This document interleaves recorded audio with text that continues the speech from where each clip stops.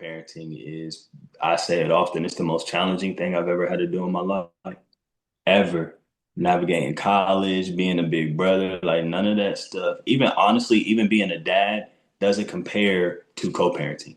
The being the dad part is nice and fun. Even when they get in trouble a little bit, it's like, all right, by the grace of God, I have some really awesome kids, respectful, mannerable, great grades, all the things. So when they do something, it's not anything major. Like, oh my God, I can't believe you did that, right? In co-parenting, there's a lot of that. There's a lot of like, Mm. oh my God, I can't believe you would do that. I can't believe you would say that. I can't believe we're dealing with this right now. You know what I mean? Stuff that I never imagined I would have to walk through. I'll give you an example. Hi, I'm Clarissa from Love Fearlessly. I want to tell you about the products we create with faith and purpose in mind. At Love Fearlessly, we design biblical affirmation cards, journals, and wall art to encourage you and keep God's promises front and center in your life. These are more than just beautiful items, they're tools to help you stay rooted in scripture, speak life over yourself, and create an atmosphere of faith in your home.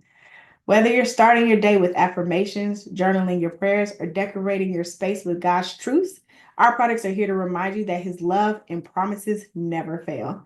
So if you're ready to bring more faith and encouragement into your daily life, check us out.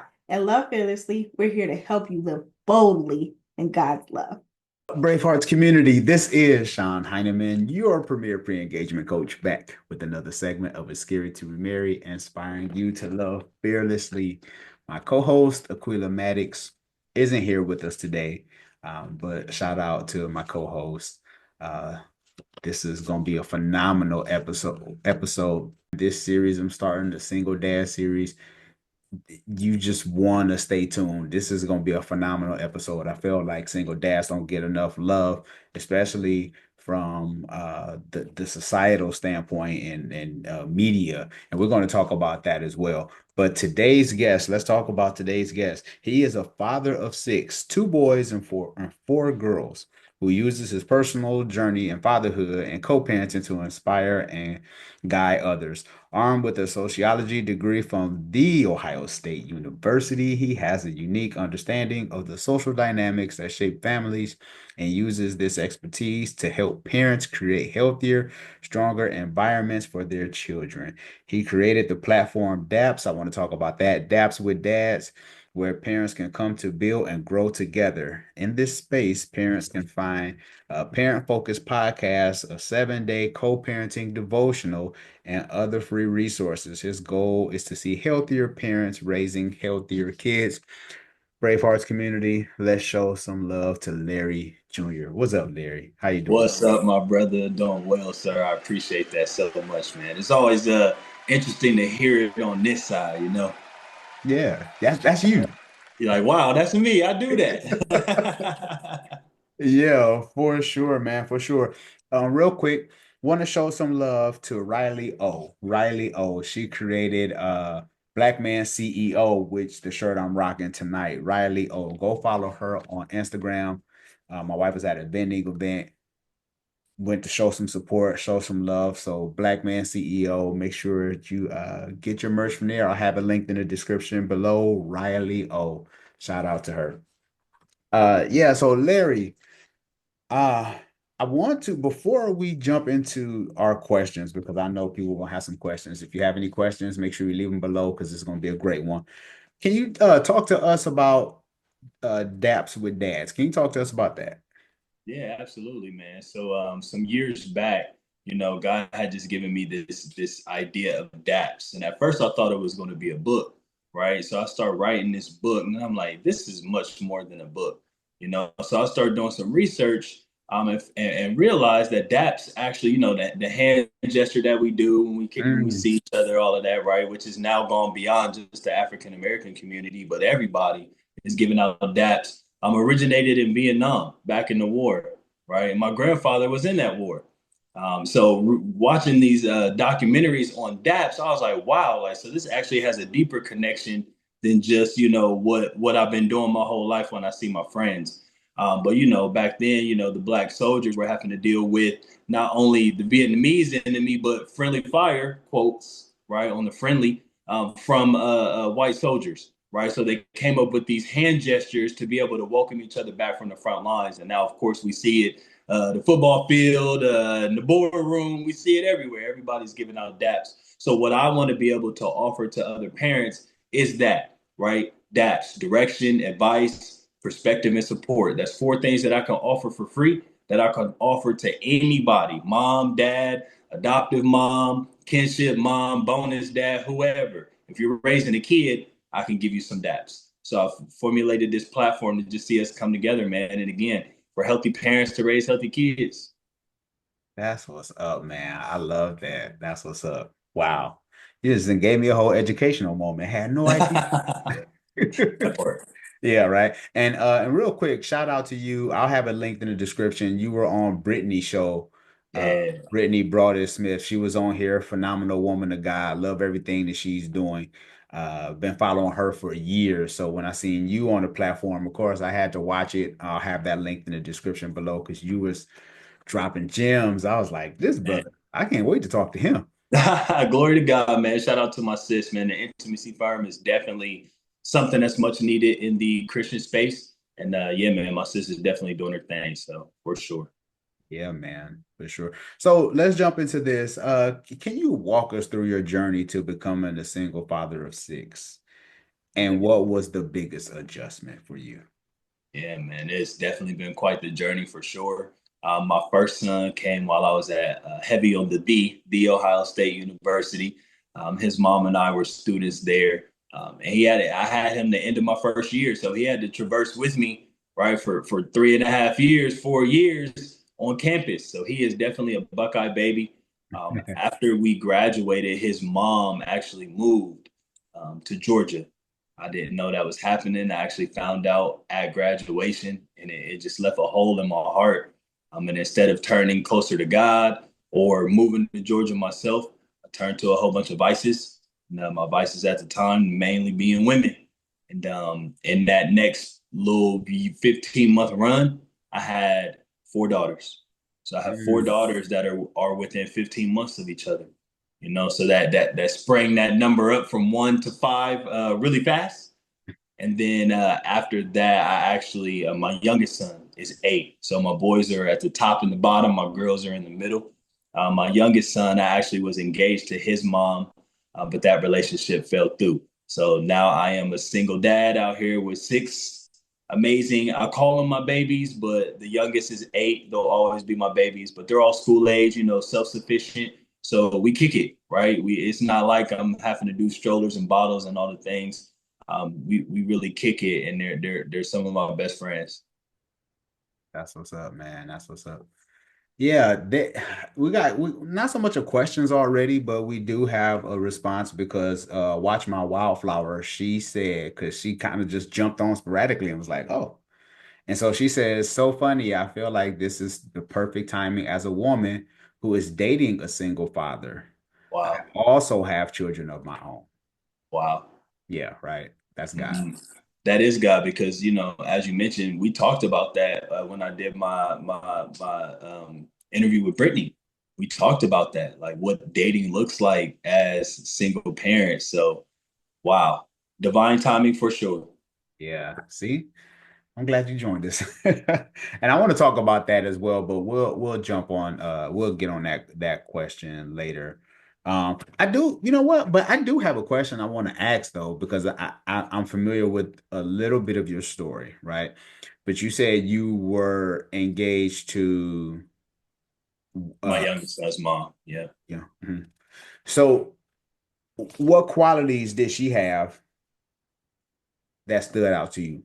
Absolutely. The main one, I'm gonna be honest, was her faith. She was a woman of God. It was the first relationship that I had where we both were taking steps towards getting closer to Christ. And that makes a major difference. You know what I mean? Like that, I understand now that there is really something to that being unequally yoked, right? Like, and it really don't have much to do with like, all the particulars. It's really like, do you believe in God?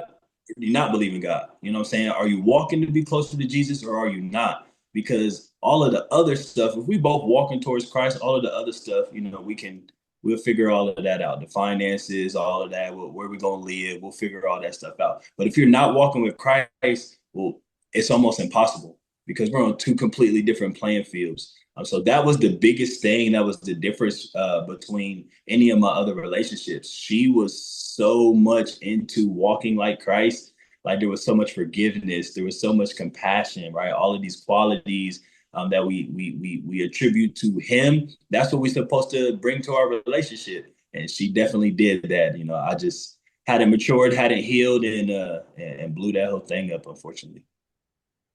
Understood. Understood. Yeah, man. I tell this story. The Bravehearts community is familiar with this, but since we kicking it, um, I was dating my wife long distance. Okay. We were talking, so I was talking to her, and then there was this other girl that I was talking to, right? But they both lived in different states, and we never got to meet each other, right? Wow. And so, but we're all just talking, you know. Okay. Um, the girl that I was talking to that lived in Atlanta, she told me, because I asked her, I said, hey, how you feel about doing Bible studies and stuff like that? Because I'm like big on that. And she was like, yeah, we'll do it eventually. We'll have, okay. I'm like, all right, cool. Because she's like, I know the Lord. And so eventually, she just kept it real with me and was like, you know what? I ain't even really on it like that. Wow.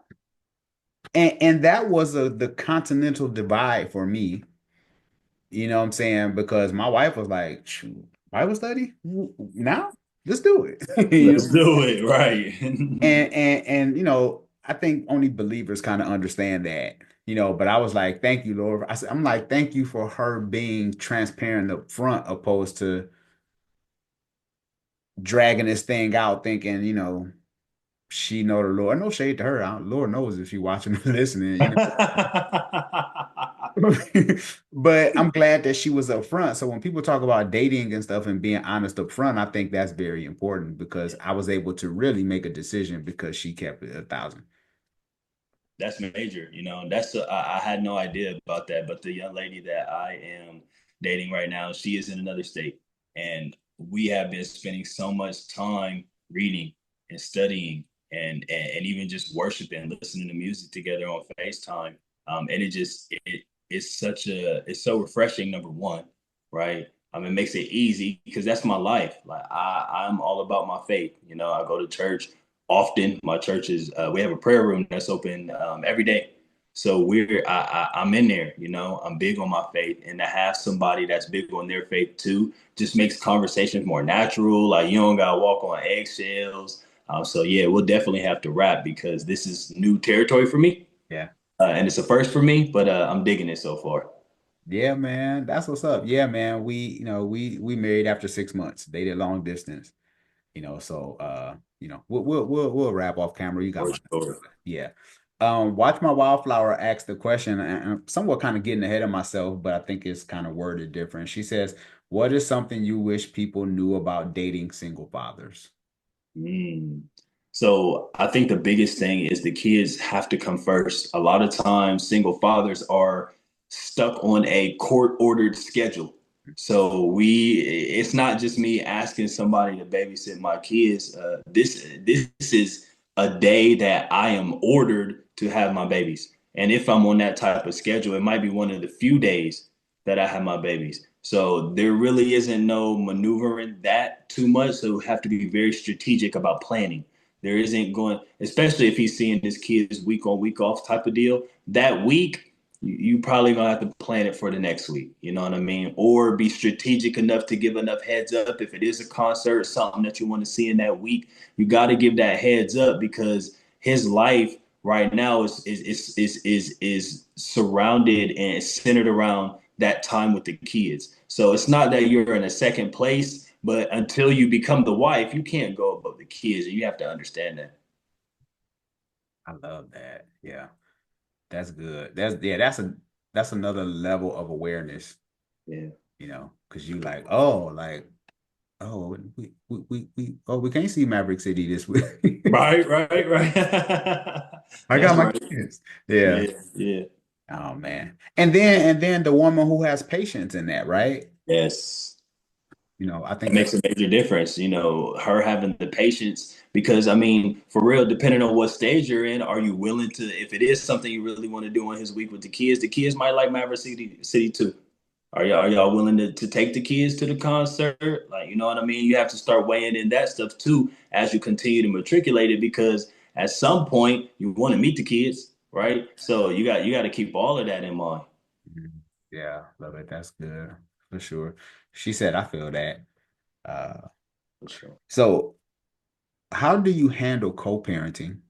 And Mm. what advice would you give to other single dads navigating that dynamic?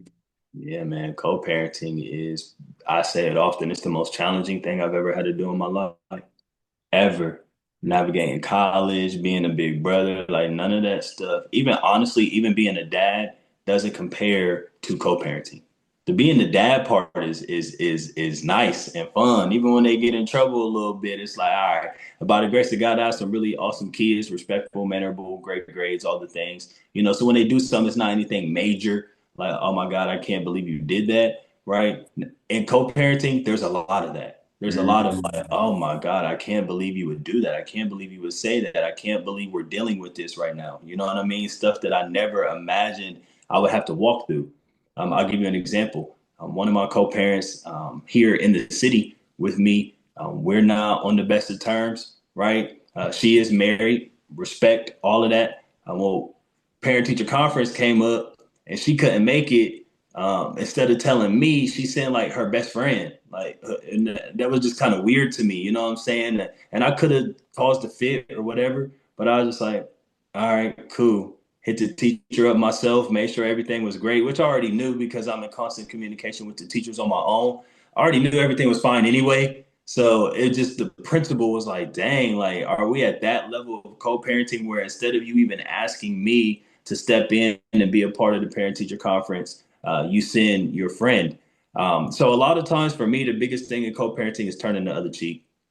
Like I ain't here for the arguing. I'm not here for the you win, I lose, you lose. None of that. I'm here for what's the best for my kid.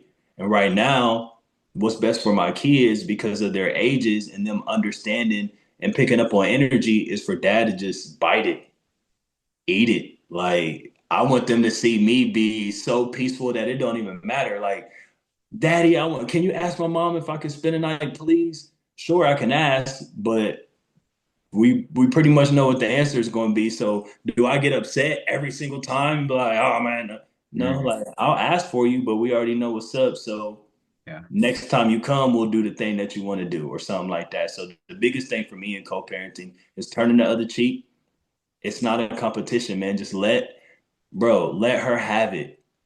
Let her have it. And the more you let her have it, the more she'll stop with the antics and stuff. Cause it's like, oh man, like he don't even care. So whatever. You know what I mean? And that's where by the grace of God, that's where I'm kind of at with most of my co-parents now, where it's just like we ain't even really looking to get a rise out of each other anymore. It's so peaceful here to just like, all right, the kids is old enough, we can communicate through the kids. If it's anything major in the schedule, shoot a little text and leave it at that, bro. Mhm, mhm. And yeah, and because your kids are older, because I want to go somewhere with that. Watch My Wildflower says that is actually what makes it easier for me to understand my partner. We are both single parents with absentee co-parents. We get each other. That's So major. So I don't want to call that equally yoked, but there is something to just having similar dynamics, right? You got one co-parent or one person in the relationship whose co-parent is present and one who's not can make it very tricky because the one who's present, you like, man, like he hitting your phone all the time. What? Well, he's present. Like ain't got nothing to do with relationship, none of that. Like he's just a present dad or she's just a present mom, so we communicate well. Where the one with the absentee co-parent is like, y'all talking too much. I don't never talk to my baby dad. I don't never talk to my co-parent. Well, he's not present, so of course you don't. You know what I'm saying? So it is very helpful for similar dynamics in the co-parenting relationships between you and your partner. It just makes it a little bit more easy. But even if it's not the same, that's where that compassion, that level of understanding and grace has to be. It has to be there when two people with kids and co-parents are dating each other. You're not going to be able to maneuver this thing without that. yeah, yeah, I agree, man. Because Larry, sometimes I'll be struggling, bro. Yeah. Like I okay. I'm gonna keep it 1,000. Do it. I'll be struggling with dudes that don't take care of their kids. Like, to see you take care of all your kids is highly commendable, and I know you give God the glory for that. But there's dudes that, and this isn't a bash session, you know what I'm saying? But it's like, how could you not take care of what came out of you? Yeah, for sure. That, That's major. I don't know if you know, but I partner with a nonprofit agency here in the city. And I actually run parent education for men, for dads, right? So I see the whole gamut. I see dudes fresh out of prison. They ain't seen their kids in 10 years. I see dudes that unfortunately they fight in the children's services case because they whooped their kid. Or they co-parent had their kid in a very unsafe situation and now they're begging trying to do this case plan so they can get custody instead of their child being in foster care or something like that. So I see it all. I also see that a lot of times, it's unfortunately, ooh, my fault. A lot of times it's unfortunately the mom, the residential parent that's stopping so much. It's innate in every single man I've ever met, even if he's never been around his kids, that he has some kind of desire at some point to be a good dad. At some point. It may have only been for a couple seconds, but unfortunately, if you're not married to your co-parent, we all know all of the power goes to mom. Everything. Residential rights, custodial rights, all of that. And then if you want something, you got to go ask the court, like, hey, can I establish my rights? Can I do the XYZ? Well, if mom gets upset with you because you don't uphold what she thinks is supposed to be the part of the relationship, not the parenting, the relationship, she has the ability to say, hey, yo, you got to move out, you gotta go, and you're not seeing your kid. That's heavy. That's heavy. Then you start adding in child support and all of these other factors. It's actually it's very easy to throw your hands up and say I'm cool on these kids. It's actually harder to stay. I mm, love my babies. Everybody know how I feel about my kids, but sometimes there are days where I'm like, bro, I just do not want to. I don't want to go back to court. I yeah, don't want to file another motion for another modification for this X, Y. I don't want to do that. yeah. You know what I'm saying? But then I see their faces, and then Mm, I hear their voices, and then mm, I might see a picture, and it's like, oh, bro. The only reason that I'm in this situation at the end of the day is because I didn't protect my seed. God gave me the power, me the influence, me the tool to be able to bring these kids to earth.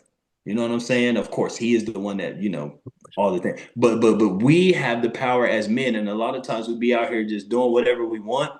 And one of the spaces, one of the sins that causes the greatest consequence to everybody is sexual sin. no other sin Because clearly affects the body. oh my gosh, man. Like now you got fatherlessness, you got orphans, you got widows, like you got technically all of those things are what we are. Like you got a dad that's not that present, that's fatherlessness. You got a kid whose dad isn't around, that's basically an orphan. You got women out here that are co-parents but were never married, that's low key like a prostitute according to scripture. Like these ladies in scripture that got slept with or taken advantage of, they're like, please just marry me. Please don't do just marry me. Right. But we don't see that. Like it's not like in these co-parenting situations, it's like, oh my God, we had a kid out of wedlock. We need to get married. That's not the thought process. Because 9 times out of 10, when it happens that way, this is a person we know we wasn't married anyway.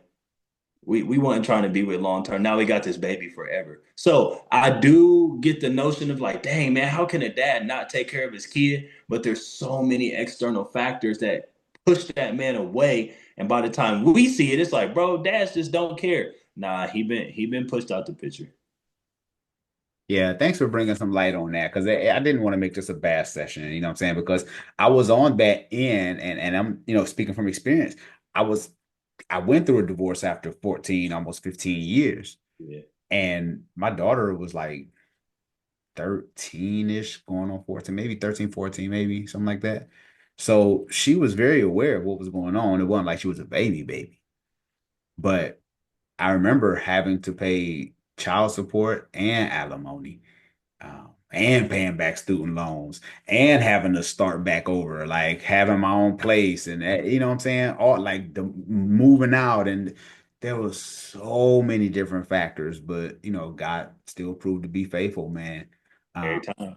and you know, some guys, man, they will stay the course, and some guys don't, and you know, maybe they never had that example set before them, right? Yeah. You know, their dad maybe not being present. So they like, hey, he wasn't there, so I ain't gotta be there. You know? That's a fact. You know, that's a motivation that can go either way. You know, my biological father wasn't present. I carried his name, been in the same city with me my whole life, but he just, you know, due to things that happened when he was a young dad, having me at 16, he never wanted to be a father, right? So I would see him here and there, right? My mom got married when I was met my stepfather when I was about 7, but he worked several jobs, so there was never no presence there. So I technically had two dads, but no dad, right? And that's what makes me go hard for my kids. You know what I'm saying? I'll keep it a buck. I got 3 here and 3 that live out of the city. You know what I'm saying? One of my girls that lives out the city, her mom got remarried, respect. But I haven't talked to my daughter in like 6 months. You know what I'm saying? She just sent me a picture the other day. But what do I do? Like, you know, she moved before there was any kind of custody order, things like that. Do I drive to Philly to file stuff, to drive back and forth and all the things? Or do I just continue to pray like, Lord, hey, you gonna make a way. You protect my daughter better than I can anyway. And at the right appointed time, that relationship will open back up. Now, of course, I'm so grateful that we had already established, you know, 4 or 5 years, 6 years of her having a relationship with me before they moved, right? So that foundation is there. She knows her dad, but it does suck. You know, I'm like, man, like I'm going hard for my kids that's here in the city. We doing events and all this type of stuff. But I got a daughter that, you know, when she get older, she might look at pictures like, how come I wasn't there? You know, so I have to be prepared to have them conversations like, hey, I wanted you here, but your mom, XYZ, you know, never bashing mom. I would never tell that to my daughter now. But when she older, yeah, you gonna know. Here's the record of the child support. Here's the record of the text messages. Here's the record of the phone calls. You know what I'm saying? So it's tough, man. It's a very tough dynamic to judge any parent Yeah. um, that gets in a situation where they're not present with their kids because it's like, man, what led you to that? You know, Mm-hmm. it helps me give a lot of grace. Got you for sure. No, I respect that, man. It's and like you say, it's tough. And because I told myself I was like, I never wanted to be away from my daughter, you know, Yeah, never wanted to be, you know, but at the time she you know wanted to be with her mom and stuff like that because you know the squeaky wheel gets the oil. that's right. You know what I'm saying? So, and no shade to my ex-wife, because I always tell people, I'm like, I would never bash somebody who I slept with because I did it. Never. Right.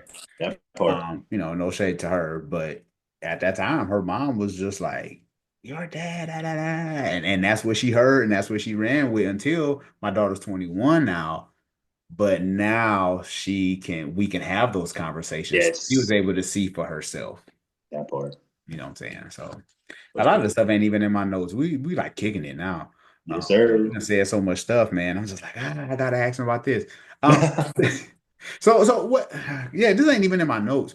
What advice do you give to the moms who have, you know, the child for a time, but they using the child as I won't say a crutch, but maybe as a tool Yeah, man. against the father. What are your thoughts on that? Or what do you even see? Like what advice do you give to those dads, man? Yeah, being public about my fatherhood and about my faith, of course, it draws attention. It draws an audience, right? And a lot of the audience, just to be honest, is single moms. You know, they like, oh man, present dad loves God. You know what I'm saying? Like, I'm just to be honest, it is what it is. So I'm actually having to have that conversation a lot. And by the grace of God, I get so many women especially, I've dated a couple women who have been like, bro, if nothing else, thank you for helping me to see my co-parent in a different light. You know what I'm saying?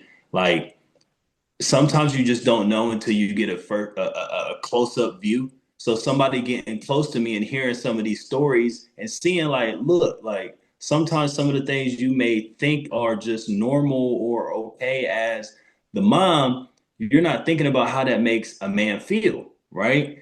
So just sharing just the emotions and the feelings and the heart that is attached to being a non-residential, non-custodial. Who wants to be a non-anything?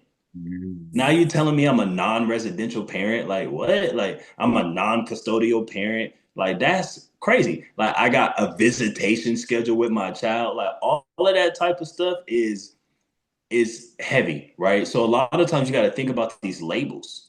Like, what are you labeling your co-parent as? Are you constantly going around calling him your baby daddy? Well, we know Mm. that that has a negative connotation to it. So you may just be saying it in jest, but you're mentally putting all these thoughts that come with that into your brain. So maybe start saying co-parent. Yeah. He might be getting on your nerves. He might not be sending you no money. He might cancel on getting the kids. Well, I mean, hey, you got to start with what you can start with. Start with that mental change. That's my co-parent. That's my kid's father. Just start there. And I guarantee that'll at least start to make you feel a little bit better about the dynamic of the situation. But I also let women know you're not wrong if he's not doing what he's supposed to do. If you don't feel like your kids are safe with him, no, absolutely not. A lot of times, our job as parents is to even protect our kids from the other parents sometimes. If you see something in a household with a husband and wife, if you see something that your wife is doing that's not cool with the kids, you're gonna take her back to the room like, baby, we probably shouldn't do it that way. Then y'all got the marriage bed to be all cool and get right. You don't have that in co-parenting. There is no marriage bed to run back to when y'all got a disagreement, right? And who gets to say? Well, probably the one that's the residential parent, probably the one where the kid is spending more time. So I don't like social media all like that when it come to my kids. But when they go home, and since they only with me 8 days out the month, or my daughter that live away, she only with me on spring break, what I'm gonna do? What I'm gonna do? Argue with her mom every day? Like, hey, I don't like Instagram, so they shouldn't have it. Or I don't like Snapchat. Why my 16-year-old got Snapchat? Sometimes I just gotta eat it, right? And just deal with it. And so I think that's the biggest thing. Like we just really just gotta have compassion and grace and let this stuff go a lot of times and just chalk it up. Chalk it up, bro. Chalk it up, sis. Like this is your co-parent forever. Chalk it up. Like even if they did cancel, okay. Do something great with your kids. Go to the park. Now, if it's ruining your plans and if it's a consistent thing and it's happening all the time and he's canceling and the kids are getting excited and he don't show up and all of that, yes, protect your children. But like, come on, like a lot of times, a lot of the stuff gets blown out the water. So chalk it up. Yeah. Do you got some merch called Chalk It Up? Just I might have to coin that one because I was just saying, I mean, and I agree, but sometimes, Larry, it'd be hard though. hard, It'd hard. be hard because you're already not a family, right?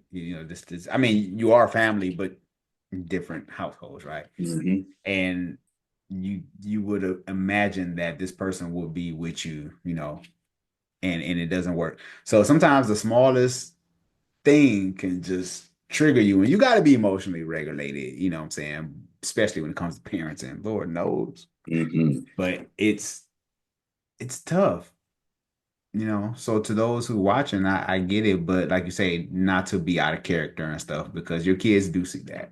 Yeah, yeah. It's hard to imagine. I still look back and I'm like, man, like these are women that I was intimate with. These are women that like, and it wasn't. I was only one of my co-parents was a one night stand, wild time. But everybody else was friends or relationships. You know what I'm saying? There was established history there, and then for us to end up where we are or where we were, because by the grace of God, we're so much better. But where we were at some seasons, it's like, dang, like we was literally laid up watching a movie, like cuddling, footsie, the whole nine. And now we can't even go to we're not even speaking to each other when we both show up at the art show. Like we just walking by each other. Like it's wild. It is wild. But again, that's why like I say it all the time. Man, I tell my kids like the little nursery rhyme. First come love, then come marriage, then come the baby and the baby carriage. Like that's actually like God's ordained design for family. Like we Yeah. think it's just a cute little song, but like no, like that we're telling kids that so that hopefully they understand will think like, oh, wait, okay, first comes love, then comes marriage, then comes a baby. Well, if a baby comes through sex, I probably shouldn't do that until I'm married, right? But when we do stuff outside of God's order, man, the consequences, because for real, the greatest asset that a human being that we can have is two parents, two healthy parents to be raised in a loving marriage. That's the greatest asset to a human being. Yeah. The greatest. You know what I'm saying? So when we don't give the kid that, of course, God is like, hey, bro, hey, sis, like daughter, son, there's some consequences to this one. Yeah. And yeah, they be tough. Them co-parenting consequences be tough. Ooh-wee. And the sad part about it is a lot of times most people think they're anomalies opposed to they think they're the exception opposed to the rule. Like that can't happen to me. Bruh. So you think, You know what I'm saying?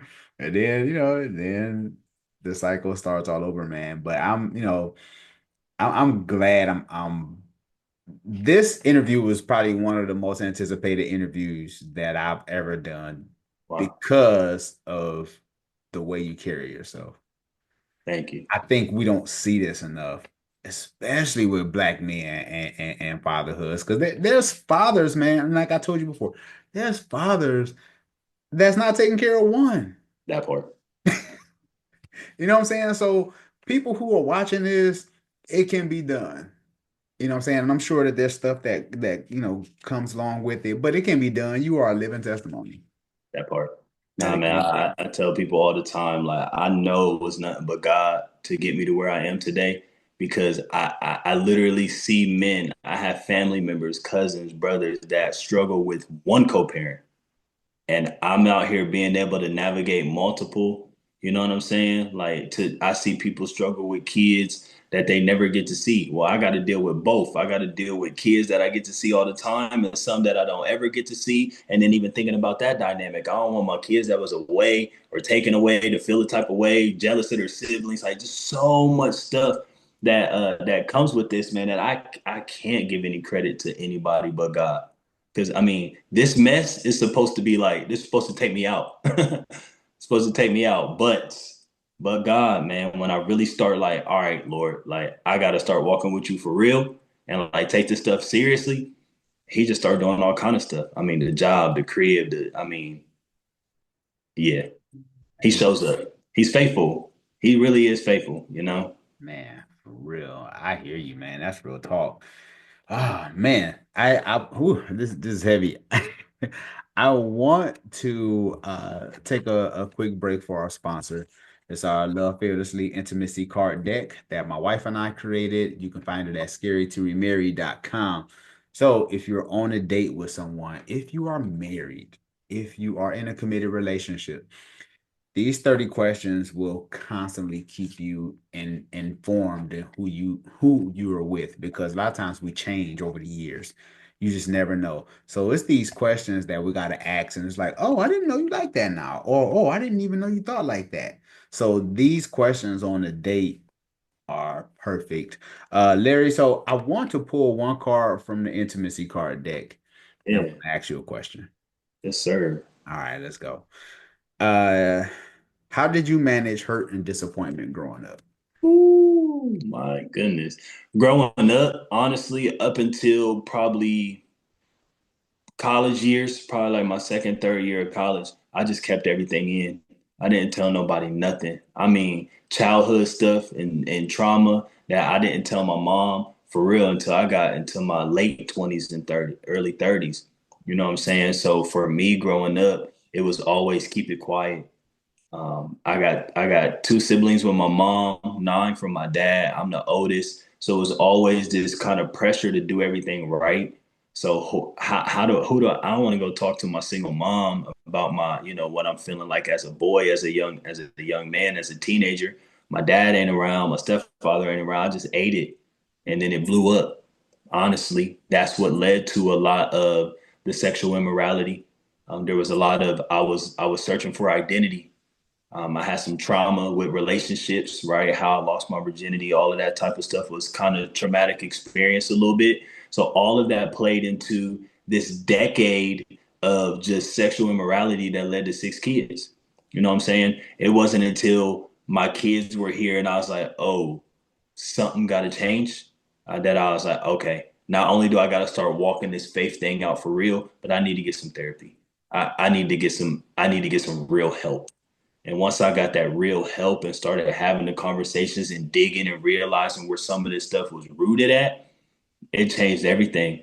Because now I'm at a point where I was bleeding on my co-parents, and that bleeding on my co-parents has now led to, unfortunately, unintentional blood on my kids Yeah. by not being in the home with them every day. My kids adore me and I adore them, and they would prefer to have dad every single day.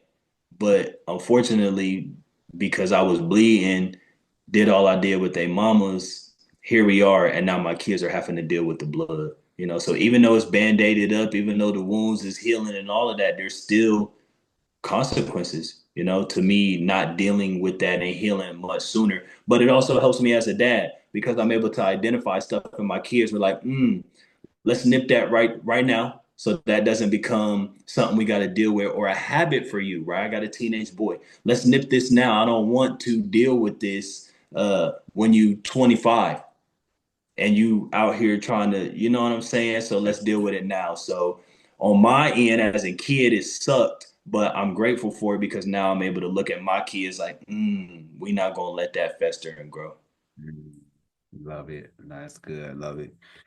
If you could give one piece of advice to other single dads, especially those feeling overwhelmed, what would it be?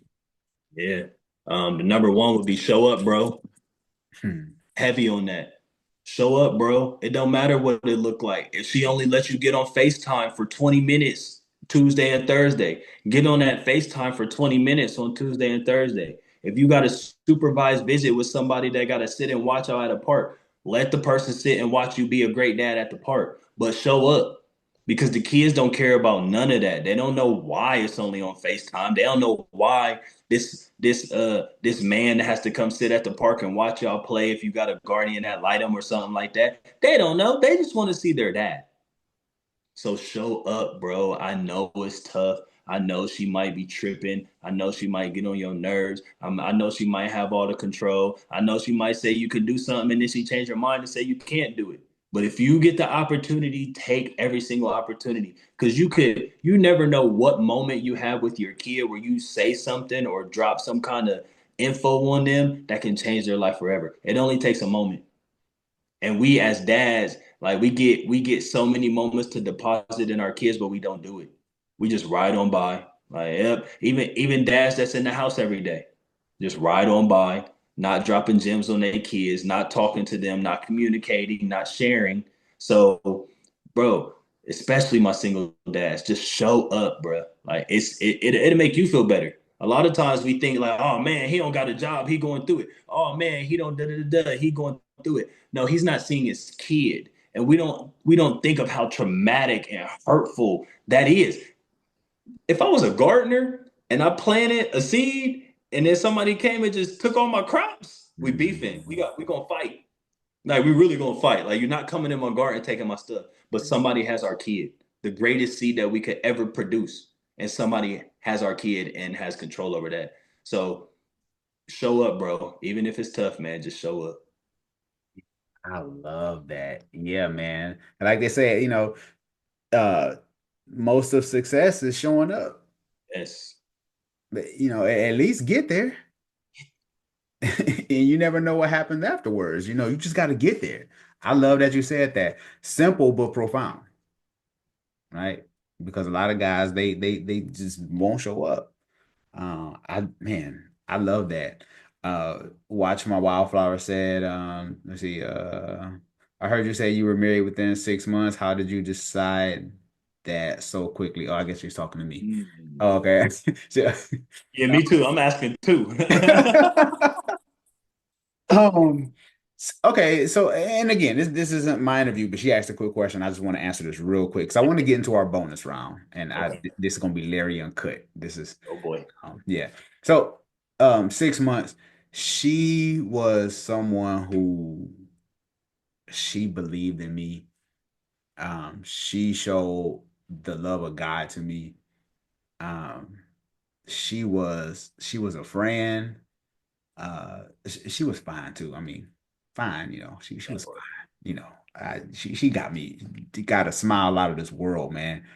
But and because I remarried at 40. So at 40, I knew, more of myself, even though we continue to evolve. But at 40, I'm like, okay, like if I do this again, I really can't be playing games. So it was one of those things where she loved the Lord. She was somebody who was committed to Christ. Like that means everything to me. Just having those great traits like trusting, loving, caring.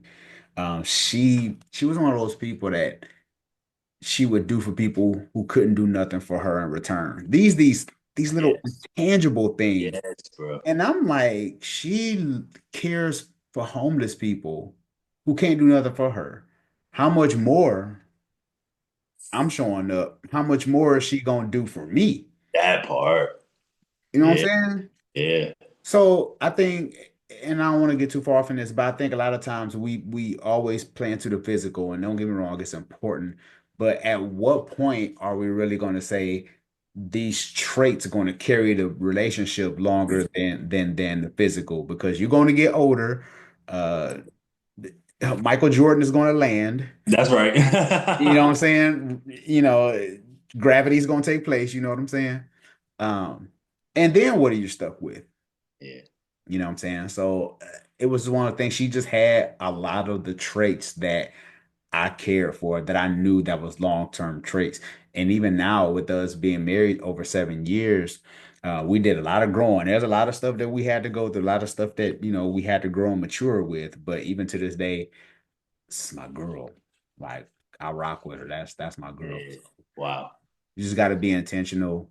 And I would say this real quick. I wanted to remarry and she wanted to get married. Mm. That's huge because you Yep. could be in a relationship, but somebody like, I don't want to marry you. I just like the benefits. Yep. You know what I'm saying? So, Mm. but but thanks for asking. But yeah.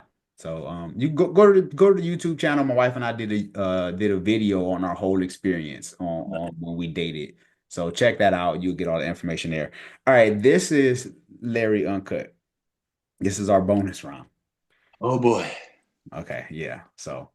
Um, so whatever you don't want to say, don't say it. That part. If you don't want to go viral, and I've been known to some videos and went out and but anyway, um, what is the biggest mistake you see men make when it comes to dating?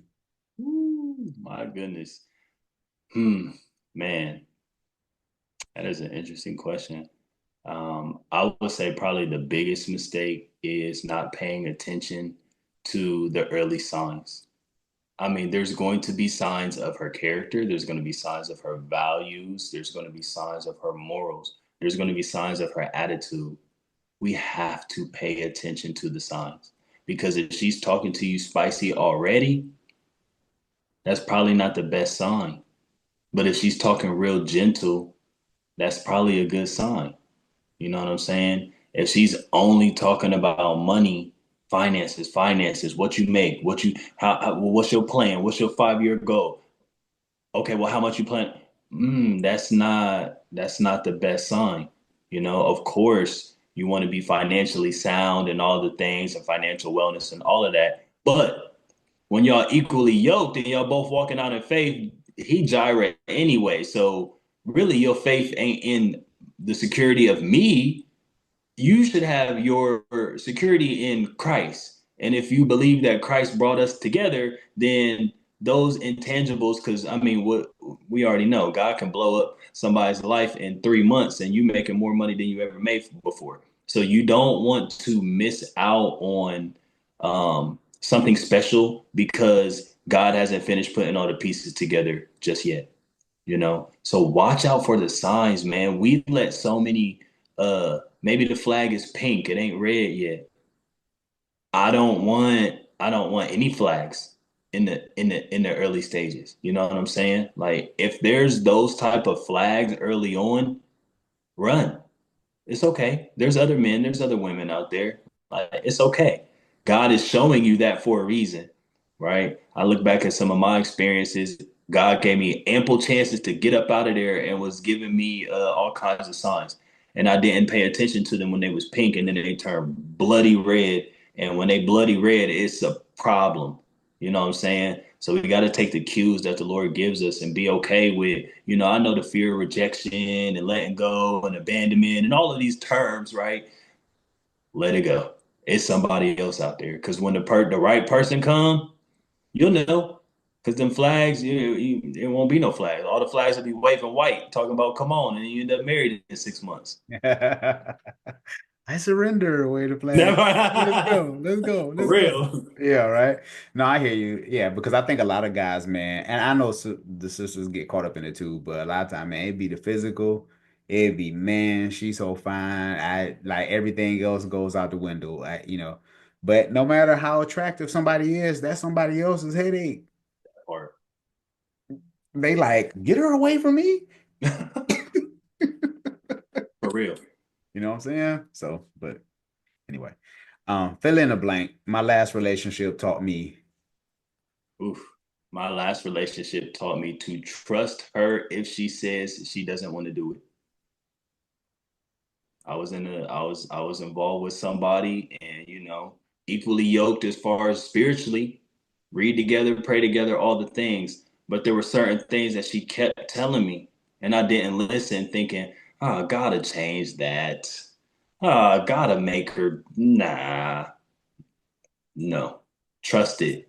If she's not all in with you, don't trust that, bro.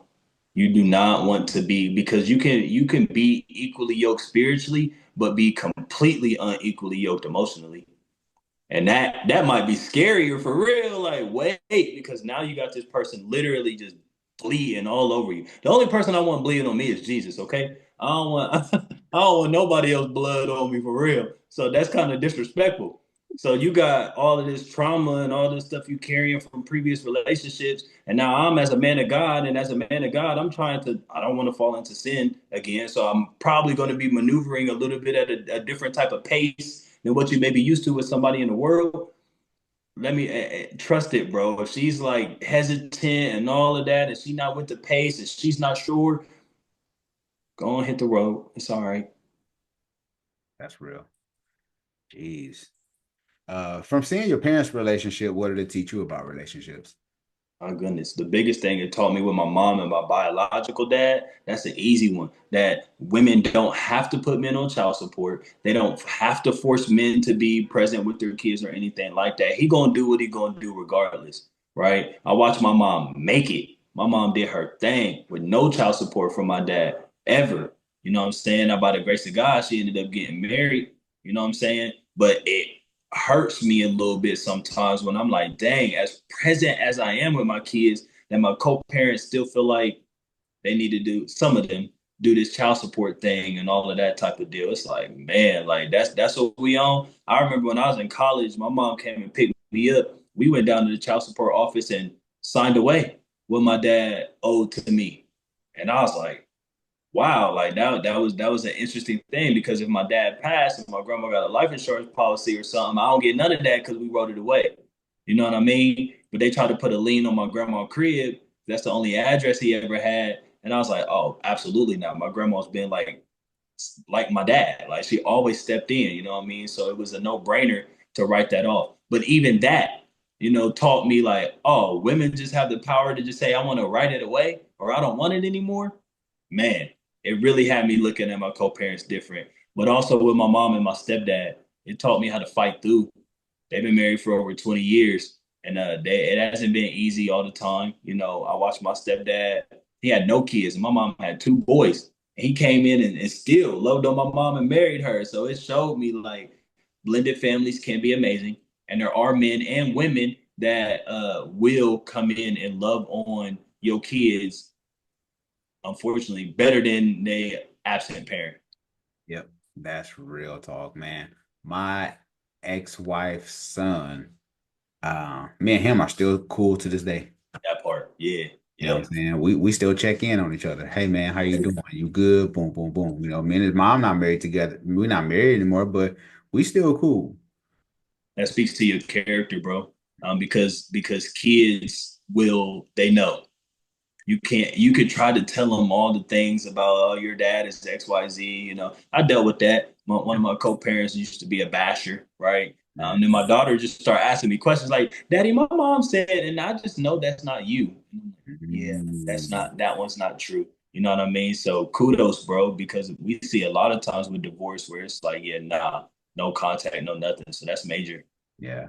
Yeah, man. That's something I take pride in, and me and him we have conversations, so it's just been a blessing, man. I even have a blended family now, you know what I'm saying? And Yeah, so it's just like with my wife and my bonus son, it's just like he's mine. Like, that part. what I'm saying? He see me every day. Wake up every day, I'm here, Yeah, so yeah. yeah, man. Uh who makes a better spouse? Someone never married or someone divorced? Woo. That is tricky, man. Oof. It's all assumption because I never been married.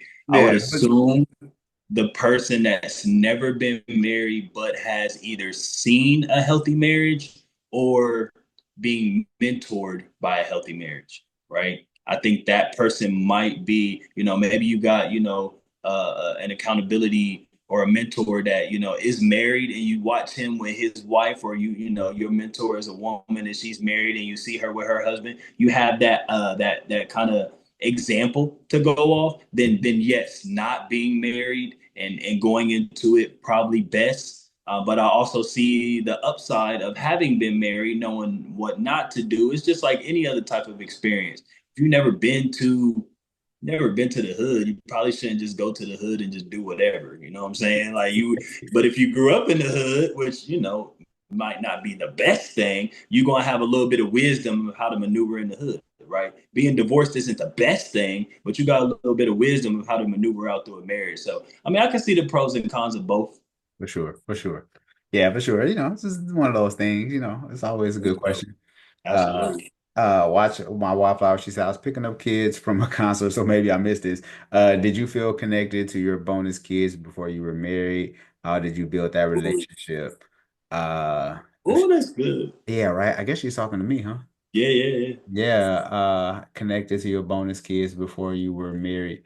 Um, well, we got together, my wife and I, when I moved or when I like visited Texas, like right before I moved, like I would go visit back and forth. And then once we were engaged, me and him would, because he was 3 at the time. So, now when I married in my first marriage, my stepson was 12. Oh, wow. Okay. So that's a Big different. difference. That was a Yeah. different ball game. Like it took us years, but the 3-year-old who I'm married to, not my wife, he was 3. Yeah, facts. Just give him some candy. Hey man, be good to him. Buy him some sneakers. You know what I'm Yeah. saying? Kids. So yeah, but that's my dude. But these kids, man, they the impact you have on their lives, you just got to remember, man, it's not always about you, man. It's about these kids. But we had a connection because he was, like I said, he was 3. So Now, um, where were you living when y'all were dating? I was in Arizona. Okay. Now I was born and raised in Cleveland. Okay, for sure. Yeah. But well, my ex-wife, we moved to Arizona, lived there for 14, 15 years. Went through our divorce or whatever. And then I met my wife online. And then so we're trying to figure out who's going to move where. Am I going to move to Arizona? I mean, am I going to move to Texas or is she going to move to Arizona? And a lot of that came from me not having custody of my daughter at the time because my wife was like, well, if you have custody of your daughter, I'll move to Arizona. But I didn't have custody at the time. So 2 years maybe go past, and then I got full custody of my daughter. And so she came out to Texas, lived with us for 2 years before she graduated. And then she like, I want to go back to Arizona, I miss my mom. I said, you know what? Just graduate first, okay? Please. Let's just get you across the stage. And so she wanted to go back to Arizona and be with her mom. So, that's it is what it is. Um, Yeah, watch my wildflower. Yeah, we on the interview. Inbox me. Watch my She was. wildflower. Yeah, yeah, because she got questions. Inbox me, please, because I believe we should be following each other. I believe so. So yeah, yeah, inbox me and we'll talk. Um, out of respect. Uh, what's harder for you to say? A, I apologize. B, I need help. C, I love you. And or D, I was wrong. I need help. I struggle with the help. I've always been one to try to do everything on my own. And I think a lot of that stems from, my dad's not being around. I didn't want to add nothing to my mom. Like, I didn't want to add nothing. My siblings, they had their things going on. One of my brothers, dealt with incarceration and just all kinds of stuff, as a kid. So I didn't want to add nothing else to my mom. But that also then spilled over into other areas of my life where it's like I can't ask for help, you Mm, know. Everybody just started expecting me to do the right thing, expecting me to go down the right path. So when I started veering off of that, it's like who do I talk to? Who do I ask for help? I back then when I was dealing with all this trauma and stuff, therapy wasn't really a thing, yeah. a cool thing. Like it's cool now, right? Yeah, yeah, But 10 years ago when I was in college, like it was not, 15 years ago, it wasn't cool, right? yeah. Like I remember my first time even trying therapy, I was like sneaking out of my dorm, like to hurry up and get over to the student success center, hoping nobody see me. Now it's like everybody want to tell everybody they're in therapy now. You know Yeah. what I'm saying? So I struggled for a long time with being able to ask for help. But by the grace of God, I'm a part of a prayer group. It's a digital ministry, brothers from all over the country. We do a prayer call twice a day. And now I got spiritual OGs, spiritual big brothers, spiritual uncles that, I can go to when I need help, spiritually, emotionally, all the things, right? Because all of them have been through stuff I've never been through, or they've overcome stuff that I'm dealing with now. So God has truly completely wiped that not being able to ask for help out of here and just gave me some men that's like, they can even notice it sometimes. Like, what's up? And I'm like, dang, how did they just know that I needed help with something? So Yeah. that was tough though. I ain't gonna lie. It's not like it's just all easy now. I still sometimes, as a man, you want to feel like you could do it yourself. Like I don't need nobody, but Yeah. actually we need each other pretty bad. Man, listen. Yeah, I'm a part of a men's group in our church, and I was like, at first I was like, I just don't have time for it. I was like, man, I would love to, but I was just like, all right, I'm like, it was an honor for them because it's a small concentrated group. So I was like, it's an honor for them to handpick me to Yeah, yeah. kick this That's thing off. So I was like, let me just okay, you know. okay. Okay, Lord. Okay. Oh man. Okay, God. Okay. That right there helped me give my kids so much more grace when they just be like, all right, dad. Cause I know how many times I'd be like, all right, God. Yeah, right. Man. Last question. Is it easier to love yourself or someone else? Unfortunately, right now it's been easier to love someone else, but I'm getting to the point of loving myself much, much, much better. But I have always been a more external lover. You know what I'm saying? Like I watched my mom again, my single mother. My mom had me when she was 14, so I literally got to grow up and watch her do life. So a lot of things that are just natural for me, where I'm a natural domestic. I love to clean. Like it's crazy, right? Where I've had girlfriends like, bro, what's wrong with you? Like, why do you clean this way?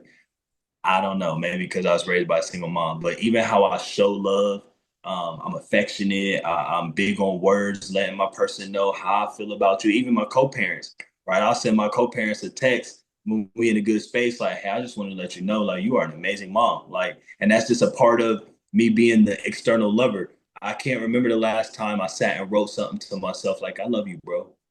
Like, I'm proud of you, my G. Like, you really out here doing the thing right now. I don't do that. I don't do that enough. But I text people all day, even my bros, texting like, bro, I saw you at church Sunday, man. I'm proud of you. Duh, duh. Hey, sis, duh, duh. My kids, everybody can get the love. but I don't do it enough to myself. So right now, I love others easier, but I'll trust and believe it's on the rise. For I'm sure. loving on myself much more these days.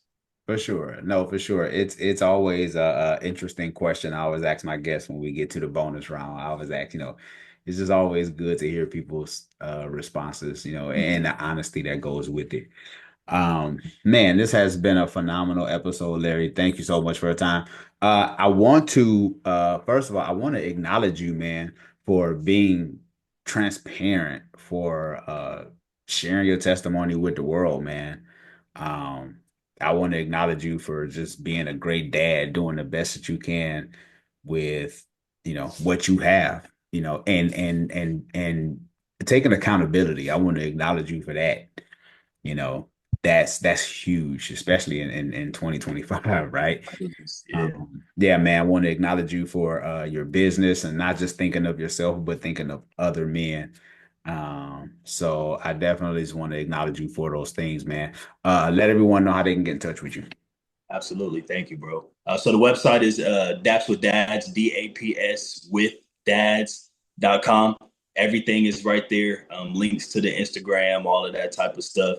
We're on YouTube, Daps with Dads on YouTube. The podcast is dropping the first week of April for my birthday. I'm so excited, man. I'm so excited, bro. I'm so Yeah. excited to get these pods out to the world. But on social media, Daps with Dads everywhere. And then my personal social media is Larry H. Jr. on everything. Larry H. Jr. Instagram, TikTok, all the things, man. So tap in with us, dads, moms too. Like I want Daps with Dads to be a community for parents. Like, cause for real, if dad is healthy and mom's not, the kid ain't winning. If mom is healthy and dad's not, the kid ain't winning. Like, I need mom and dad to be healthy, right? That's why I love the agency I partner with. We have a program called Fatherhood. We have a program called Mothers Matter because we want to get to the heart of the kid, and that's both mom and dad not getting back together romantically, but at least being on the same page when it comes to raising these babies. I love that, man. That is so good. I love that. Yeah, I'll have everything linked up in the description below, man, for sure. Shout out to everyone who stayed on. I know people's attention spans are short. So shout out to everybody who stayed online, watching my wildflower. Shout out to you, rock with the whole show with us, man. So Sure. Larry, Thank you. I'm sure she was able to, extract some gems from you. Bravehearts community, those who haven't subscribed yet, make sure you hit the subscribe button, share this with a friend. You never know who needs this. You just never know. Put it in your group chat because in the group That chat, part. I'll be going in, right? So make sure y'all send this in your group chat to your friend. Watch the video, watch the full video because I need to get the rest of my watch hours up. Uh, Jonathan, the life changer. I think you were rocking with me last week, I believe, but I'll have the video up. I'm going to rush this. I'm going to get this out, Larry. So to everybody online, I'm going to get this out because people seem like they and I knew this was going to be special. So make sure you hit the subscribe button, share this in your group chat, watch the video, watch the full video, and then come back and then talk about it in your group chat and then share this with your friends. That's how we need that to work. If you are listening to this via podcast, if you are listening to on Apple Podcasts, make sure you leave a rating and review. By doing so, I'll put you in the drawing for a free Amazon gift card. Who doesn't like free stuff?